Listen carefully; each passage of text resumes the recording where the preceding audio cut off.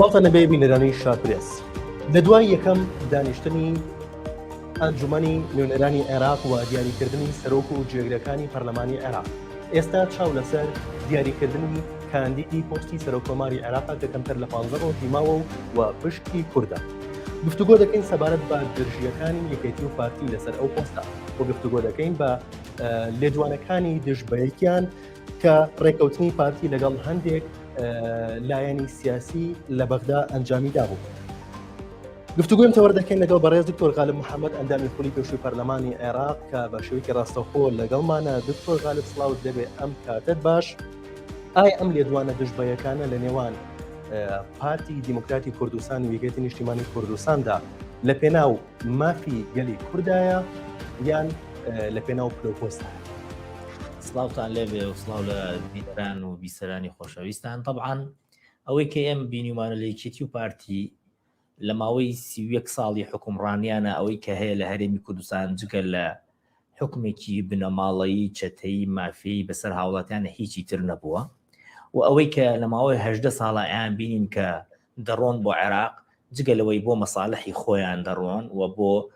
مەساڵحی کۆمپانیەکانیان دەڕۆن بۆ پلە و پۆست دەڕۆن بۆ مافی هاوڵاتیانی هەرێمی کوردستان بۆ جێبەجێکردنی مادەی 140 بۆ گەڕانەوەی کەرکووک و ناوچە دابڕاوەکان بۆ سەر هەرێمی کوردستان نەبووە و خۆش یعنی ئەوەی کە ئێمە ئەبێ بیزانین لە حملەی هەڵبژاردنە هەمویان بەیەکەوە باس لەوە دەکەن بەیەکەوە بەهێزین بەیەکەوە دەگەڕێنەوە بۆ عێراق بەیەکەوە وا دەکەین کوردی یەکە خەین بەڵام هەر لە پۆستێکی بچووکۆ کە هەر کە سەرکەوتن لە تیارەکە احتیمالی هەیە ئەندام پەرلەمانەکانی سلێمانی لە یەک تیارەیە بڕۆن بەیەکەوە بن بەڵام لەوێ یەکسەر جا ئەبنەوە و ئەوەی کە گرنگە لە یەک پۆستی بچووکە سەیرەکەی قاڵقاڵ و دەنگە دەنگ و نەڕەنە ڕێک دروستە بێت و لەگەڵ ئەوەشدا تۆمەت بەخشینەوە بۆ یەکتری. من کاتی خۆشی وتومە ئەمەی ئەمان ئەیکەن یەک ریزی نییە یەک دزیە بەڕاستی بەیەکەوە دەیانەوێت زی بکەن بەیەکەوە دەیانەوێت پۆستەکان دابشکەن بەیەکەوە دەیانەوێت یعنی هەردەم کە دەبیستی لیان ئەڵێ ئەمە 400 پۆستمان هەیە لە عێراق ئەوەندەمان هەیە حوسەی کورد لە عێراقانیە نەکەڵێ حوسەی کورد یانی حوسەی پۆستەکانی نییە. جا لە ناو هەمویان پارتی دیموکراتی کوردستان ئەڵێ ئەگەر پارتیت کوردیت ئەگەر پارتینیت کورد نیت یعنی ئەمە ڕاستیەکەیەتی و پارتی هەردەم بۆ پۆست و پلە هەموو لایەنەکانی خستۆتە دوای خۆی بۆ ئەوەی پۆست و پلەکان وەرگێ بەشە ئەسەدەکەی بۆ خۆی بردووە بەشێکی کەمی وەکو هین بۆ لایەنەکانی تر فڕەداوە و ئەو بەشش کە بۆ لایەنەکان فڕێ ئەدات دەبێت گوێڕایەڵی مەسعود بارزانی بێ گوێڕایەڵی بنەماڵەی بارزانی بێ خۆشەویستی بنەماڵەی بەرزانی بێ قسەی خۆش لە سەریان بکە قسەی باش لە سەریان بکە بڵێ بنەماڵەیەکی زۆر زۆر مهم من اینجا دایانەنێن بەڵام بەداخەوە ینی هەموو جارێک ئەمەیان بۆ ئەچێتە سەر بۆ لەبەرەوە لایەنەکان زەعیفن لەبەرەوە لایەنەکانیش هەروەکو پارتیوان هەر لایەنەکانیش بۆ پۆست ئەڕۆن لایەنەکانیش هەوڵەدەن چەند پۆستیان بەرکەوێت گرنگ ئەوە نییە پارتی بێ یا لایەنێکی تر بێت لەبەرەوە لە کۆتا وەڵامم بۆ پرسیارەکەی جەنابەت ئەوەیە هەر کاتێ پارتی وێکێتی باسی یەک ریزیان کرد ئەو کاتە بزانە ئێمە کورد یەک ریز نین ئەو کاتە بزانە ئێمەی کورد کێشەمان هەیە ئەو کاتە بزانە ئێمەی کورد جگە لەوەی کە هاوڵاتەکانمان سوودمەند نەبن کۆمپانیەکانی ئەوان سوودمەند ئەبن برپرسەکانی ئەوان سوودمەند ئەبن کوڕەکانی ئەوان سوودمەند ئەبن یعنی لە قیمەی شەڕی حکوومەتی هەرێم و حکوومەتی عێراقیە کۆمپانیای کار ئیشی خۆیە کرد لە بەغایە کۆمپانیای ماس ئیشی خۆیە کرد لە بەغایە کۆمپانیەکانی تری پارتی ئستێر گروپوانە ئیشی خۆیان نەکرد لە بەغایە کەواتە کۆمپانیەکان ئیشی خۆیانەکەن بەڵام کە هاتە سەر موچە و قوتی خەڵ ئەبڕێ بەهۆی ئەوەی کە مەسعود بەرزانی یانێ چیروان بەرزانی لێدوانێکی دابێ یا مەسعود بەرزانی لێدوانێکی داوە. بەڵێ پۆستی جێگری پەرلەمانی عێراق کە بۆ پارتی وەرگیرایەوە لە نێوان یەکێتی و پارتیە کێشەی دروست کرد ئەم کێشەیە بۆچی لە ئێستادا دروست بوو لە کاتێکدا لە چەند خولی پێشوشدا ئەو پۆستە پشکی پارتی بووە؟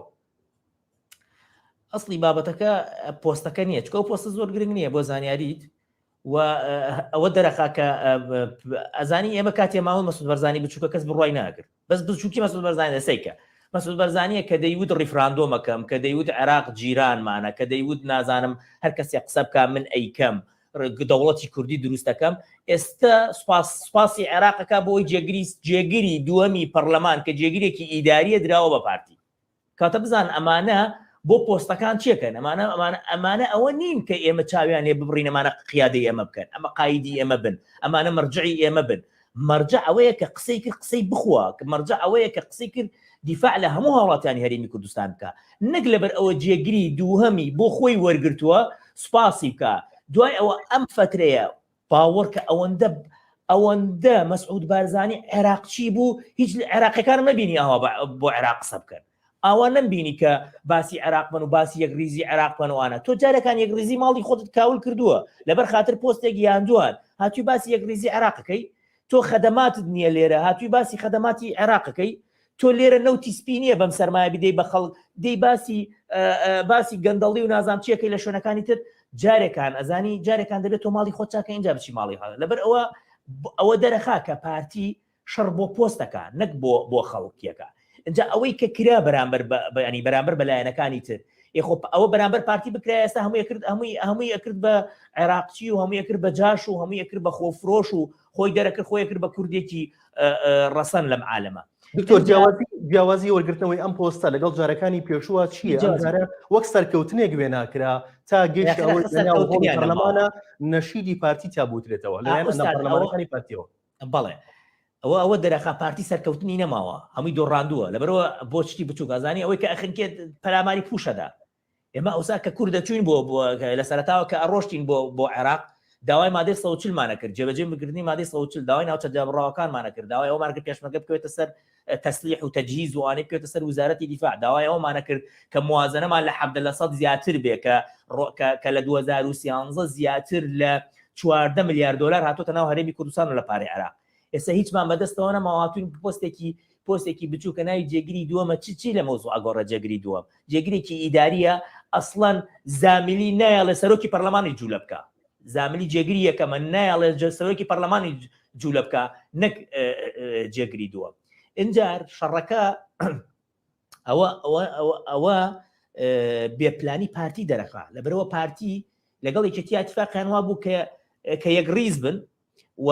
وەکەرە بنە تەڕەف لەگەڵ شیعەیە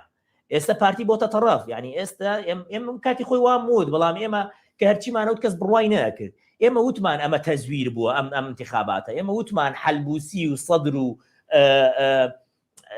پارتی تەزویریان کردو لەم انتخاباتانە و بە تەزویری ئەوان ڕۆشتەوە ئەم بابەتە لەبەر ئەوە ئێستا دەرکەوت یعنی ئێستا ئەطرافەکان دەرکەوت بە جوانی حەلبوسی و سەدر و پارتی بەیەکەوە دەیانەوێت حکوومەت تەشکیلکەن و خۆزگە ئەم حکوومەتە بتوانێت موازنەی هەرێمی کوردستان بنێرێ خۆزگە ئەم حکوومەتە بتوانێت خزمەت بە عێراق و بە هەرێمی کوردستان بکە تا ئێمەش دەستخۆشیان لێ بکەین بەڵام تاکیدم دوای ماوەیەکی تر لەگەڵ بەغایە بینیان تێکەچێ جا پارتی و کاتە بزان کیە دۆزێتەوە وەکو تەعلاگە کێشەکانی بخاتە سەری کاتی خۆی ئێمە لە بەغا بووین کە موچە ئەهات ئەویت پارتی هاوردوێتی مەسرور بارزانی پارەکەی هێناوە کە موچە ئەبڕا ئەویت غالب و سەرکەوت و ئەحمد حاج ڕەشید و ڕێبوار و ئەو برادرانە بڕیوانە یعنی هەر تەعلاگەیەکی ویست کێشەکان بخاتە سەری بەس ئیتر نازانم ئەم جارە کیە دۆزێتەوە کێشەکان بخاتە سەری چکە خۆی چۆتە حکوومەتەوە خۆی دەنگی داوە خۆی پیرۆزبایی کردووە هەرچەنەمانە ڕوویان نییە بەڕاستی بە کوستۆنەوان تەڕ نابن ئەمە مۆزوعەکەیە ئەگینا ئەگەر تەڕ بوویان من مەسعود بەرزانی بۆیان هەر لە دوای ڕیفراندۆمەکە سەر خۆم هەڵەگر چۆن وتی سەر خۆم هەڵەگرم سەری خۆی هەڵەگر بەس ئەمانە تەڕ نابن ئەوەندە درۆیان کردووە ئیتر هەموو ژیانیان بە درۆ بردوتە سەر لەبەرەوە بەداخەوە مەجموعەیە کۆیلە و ماستاوچی و ئەوانەی کە دیواریان بۆ یامڕێتەوە دێن دیفاعیان لێ ئەەکەن و ئەم بابەتانە وا ئەگوزارێت ئەگینا لە هەر وڵاتێکی تر بێ مەسعود بارزانی نێچیروان بەرزانی قوبا تاڵەبانی ئەمانە ئەبێ مەسرور ئەمانە ئەبێ ئێستا لە ناو زندانیا بن ئەمانە ئەبێ دادگایی بکرێن لەسەر ئەو هەموو سەروەت و سامانەی ئەو میلەتە کە دزراوە یعنی کەمترین ینی نمونەترین شت ئەوەیە ملیارە دۆلارمان لە بانکێکە لە لوبنانە نەماوە ئەمە ئەبێ کێ لە حکوم بدرێت خۆ غالب لەسەری حکوم نادرێت خۆندان پەرلەمانەکان لەسەری حکوم نادرێت خۆ دەبێ مەسرور و نێچیر و ئەو کاتە مەسعود بارزانی سەرۆکی حکوومەت بووە سەرۆکی هەرێم بۆ لەسەری دادگایی بکرێن بەڵام ئەوان هەر مەرجعن و ئەوەکانی تریش کە قسە ئەکەن و دیفاع لەو خەڵکاکەن ئەبێ بڵێ ئەمانە خۆفرۆشن و نازانچی ئەو شتانە بەڵێ دکتۆر ئەم هەنگاو و ئەم جوڵەی پارتی دیموکراتی کوردستان ئەگەر هەر لایەنێکی تر بیکردایە با بڵێن یەکێتی نیشتیمانی کوردستان بیکردایە لێکدانەوەی پارتی چییە بوو بۆ جوڵێ بەتەکید یەکسەر پارتی دەستی دەکردە حملە لەسەری ئەو کەناڵای کە بە نەوتی هەرێمی کوردستان کە بە نەوتی حەسیرە نەوتی گەرمیان کە بە گازی کۆرمۆر بە منتەجاتی کۆرمۆ و نۆشوێنەکانی تر ئیشەکەن لیان ببڕاستێکە بۆرێکە بداخە ئەو کەناڵانە هەمویان داخرێ ئەمە 24وەمە ڕووداوەمان هەمووی داخرێ بەس بۆرێکە داخی بەس نییە کەس نییە بۆرێکە داخە لەبەرەوە یەکسەر دەستەکەن بە حملە و دەستەکەن بە ئەوەی کە ئەڵێن ئەم لایەنانە خۆفرۆشن و جاشن و ئەمانە دش بە حکومەتی هەرێمن و دش بە کوردایەتین و ئێمە بە کوردین من نمونەیەکتە دەمێت لە ماوەی دەنگدانی ینی لە ڕۆژی دەنگدانەکە لە ماوەی 12 ساعتە کە موسەنامین وتی خۆمەڵە بژێرم یەکسەر دەستیان کرد بە حملە لە سەری وتیان ئەمە کوردی یەکریزی کوردی تێکداوامە خۆفرۆشەوەمە دنیای قسەیان پێکرد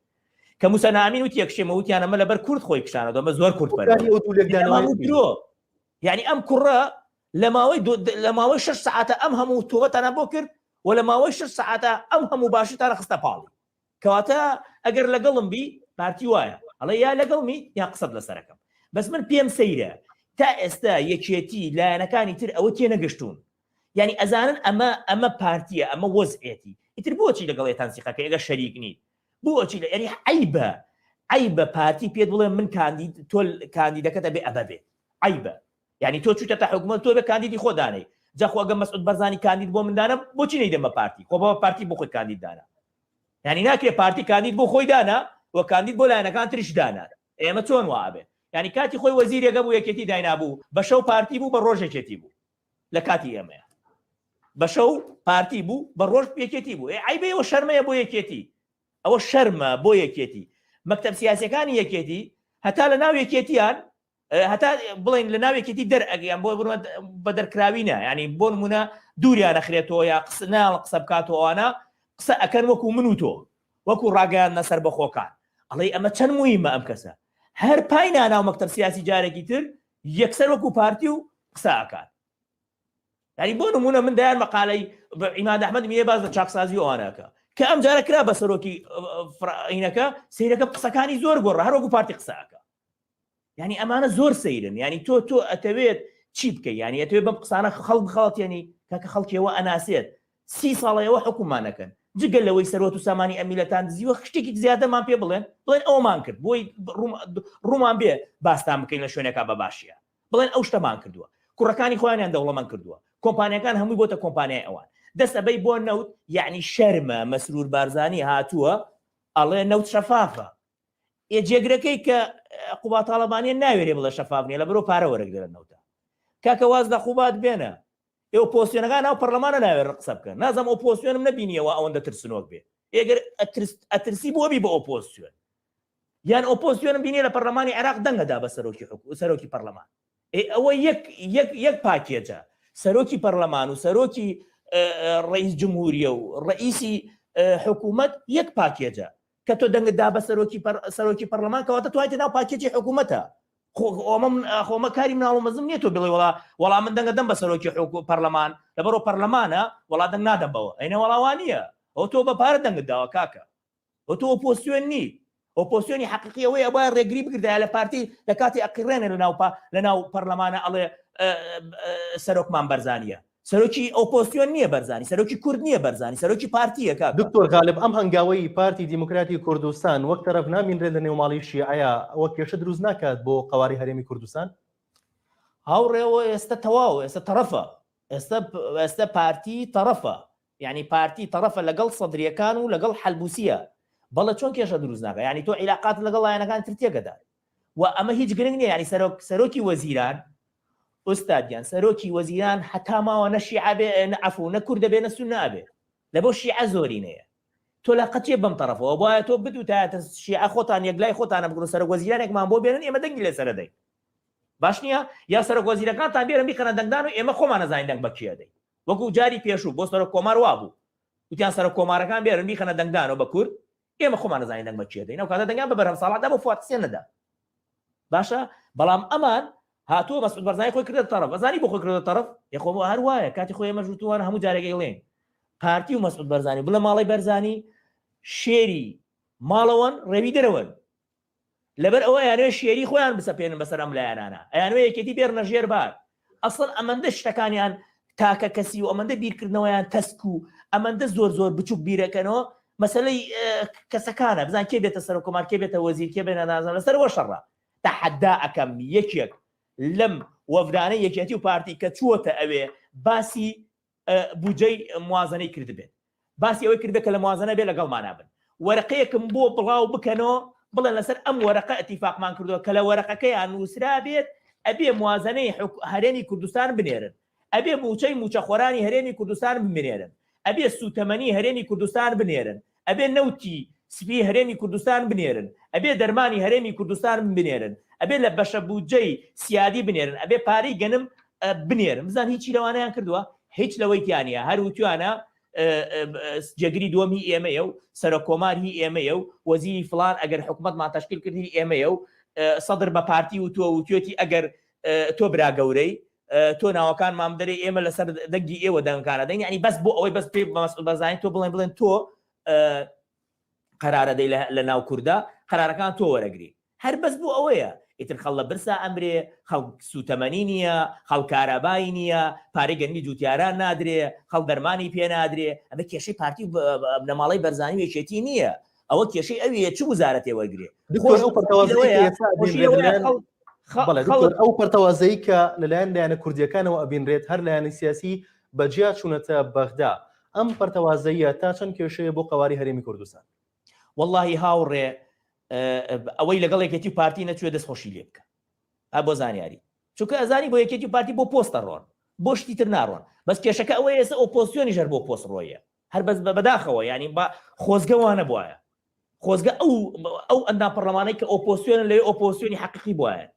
وەکو چۆن ئێمە کاتی خۆی شەڕمان کرد لەسەر موچە و بوجە و لەسەر پارەی گەنم و لەسەر سلێمانی و لەسەر نازانام چی خۆزگە ئەوانش ئەوایسە شەڕ بکەن ینی ناکرێت تۆ دەنگ داواتە حەلبوسی لەسەر چه ئەساسی دەنگ داواتە حەلبوسی ینی کاتە تۆ لەناو تەشکیلی حکوومەتای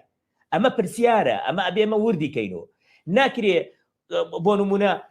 هەر کەسێک و بەجیا خۆی هەڵبژێرێ ینی تەسیراتەیە لە دەنگدانەوە کەواتە تۆ ئەتەوێت کەسێک بەکاربێنی بەرامبەر بە کەسێکی تر تۆ نابێت لەو مەعادلانە بێ ئەگەر ئۆپۆزیۆنی حەقیقی ئەگەر ئۆپۆزیۆنێکی سیاسیت نەک ئۆپۆزیۆنێکی بازرگان و توجارەت و شتارەی ئەبێ ئەوە بیر بکەیتەوە ئۆپۆزیۆنی ئەبێت تۆ بڕیارتە بێت جا لە پەرلەمانی عێراق ئۆپۆزیۆن دەوری گرنگی هەیە قەرارات ئەڕوات کەس ناتوانێ حەقت بخوات لە قسەکردنە کاتی خۆتەیە لە شوێنە ئەتوانی داوا شوێنی تایبەت بکەی بۆ خۆت یعنی ئەمانە ئەبێ هەموو بکەیت بەس کو ئەمانەوەکەن ئەوە لە لێستەوە چۆر دەنگ داواتە سەرۆکی پەرلەمان نازانێ مەوزوع چییە خۆیان نازانم مەوزوع بۆچی دەنگیان داواتە سەرۆکی پەرلەمان بەس من نازانم مەوزوع چییە خەڵکی تریش ئەزانێ مەوزوع چییە لە شوێن ترۆ اتفاقات کراوە لە شوێن ترۆ پارە وەرگیراوە لە شوێن ترۆ کێشە دروست کراوە لەبەر ئەوە ئەم بابەتە ئاوەڕۆیە جات ینی ڕجامان وایە ینی ئەوانەی کە ڕۆشتون بۆ یەک بەنای ئۆپۆزیۆن ڕۆشن ئۆپۆزیۆن بن یا بەنای ئۆپۆزیۆن نەڕۆشتایە بەڵێ چاوەڕە دەکرێت حکوومەتێکی بەهێز دروست بێت دکتۆر غالب والله حکوومەت لە عێراق بەهێز دروست نابێت چونکە حکوومەتی عێراق عادەتەن بەهۆی ئەوەی کە ئەطرافی سیاسی زۆرتیایە و ئەمە ناچێتە سەر ینی ئێستا تۆ ئەگەر ئەمە بچێتە سەر کێشەی گەورە دروست بێت ینی ئەگەر بتەوێ بەشێک لەشی عجیاب بکەیتەوە هیچیان پێ نەدیتوان ئەگەر خۆیان نەیانێ ئۆپۆزیۆن بن تۆ بیان کەیتە دەرەوە لە معادلەکە ئەتوان دنیا تێک دەن کاکە 170,000 چەکداریان هەیە ئەمە ئەتوانێت ئەمە خۆ قسە ناکەن لەبەرەوە نانەوێ بینی شیعە درزی تێ بکەوێ وەکو جاران چۆن کورد برا کوژی تێکەوت نانەوێ ئەو برا کوژیان تێ بکەوێ ئەگینا ئەگەر بێنە قسە شەڕوودا زۆر کێشەکە گەورەترە بێ دەبووە ئەگەر ئەمان ئەیانوێ بابەتەکان بە جوانی بڕواوە ئەیانوێ این بێت ئەبا ئەم بابەتیان نەکرانی پێویستی نەکرد بەم قاڵەقاڵە ینی جێگری دووەم هەری پارتیە یخۆ هەرپی پارتی بووە چی لە مۆزوع ئەگۆڕێ هەر بەس بۆ ئەوەیە کە دوایی بڵی سەر کۆمارەکە من خۆم دایانم هەر بەس بۆ ئەوەیە ئەگینا بۆ شتی تر چی هەیە ینی تۆ بێ ئەمەت کرد بێت جێگری دووەم چییە تۆ بێ ئەم شەڕی بۆ بکەیت یا بێ هوتافی بۆ بدەیت هوتاف بۆ چیە دێ قوربان تۆ 50% عەرزی هەرێمی کوردستانت فرۆشت تۆ موچەی فەرمانبەرانت نییە تۆ حکوومەتێکی 33 میلیارد دلار قەرزاری لەسەرەوەی کە نەوتت بەسەر بەخۆی فرۆشت تۆ 21 مەرزت هەیە 60% داهاتەکەی ڕوا بۆ بنەماڵەوە بۆ بەرزانی بۆ بنەماڵی تاالبانی بۆ کۆمپانیەکان و بۆ کوڕەکانی خەڵکت برسیەتی خەڵکت کەس خەڵکت گرت هاوڵاتیت گرتۆ لە دووەکە لەسەرەوەی داوای مافی خۆیانیان کردووە خەڵکت لێرە کردوتە سجن و حکومتدا و فالینەی سوورەکەی تەبەری لەبەر ئەوە بەردێکی تەقادا خەڵکی دنیا ئەمنێتی خەڵک تەواو نیە نە لە سلێمانی نە لە هەولێر نە لە دووە موچە نییە باد زیادی کردووە هەوتاف بۆچی ئەدەی ئەم هوتافە چییە هوتاف لەبەرەوە هوتاف بۆ ئەدەی کە دۆڕاندوتە ینی هەر بەڕاستی هوتاف بۆ شوێنێ بۆ کەسێک ئەدرێکە وەکو دووبەی لێ بکە وەکو ئیماراتی لێ بکە وەکو ئەو شوێنانی لێ بکە کە ژیانی خەڵک خۆش بێت تۆ ڕۆژانە 600,000 بەرمیل نەوت هەنارداکەی کە ئێستا بەرمیلێکی نەوت $82 $83 ناتوانانی موچێک سێ مەحافەزە بدەیت، ناتوانانی خزمەتگوزاری سێ مەحافەزە بگەێنی، ناتوانانی یعنی هەموو شتێک بۆتە پارە لەم وڵاتە. ئێستا دەی هوتاف بدەی بەناو بۆی جێگیری دووەم دووەرگرتووە کورەوە شەرمە کورە عیبەیە کۆ تۆ ئەدوت عێراق من دراوسێمە ئەدوت حکومەتی دەوڵەتی کوردی دروست دەکەم ئەدوت هێزمەیە ئەدوت نازانچیمەیە هەمووی درۆ دەرچوو. یعنی ئێستا من پێم لە کۆتا پرسیارم بۆ بەڕێز دیەکێتی نیشتیمانی کوردستان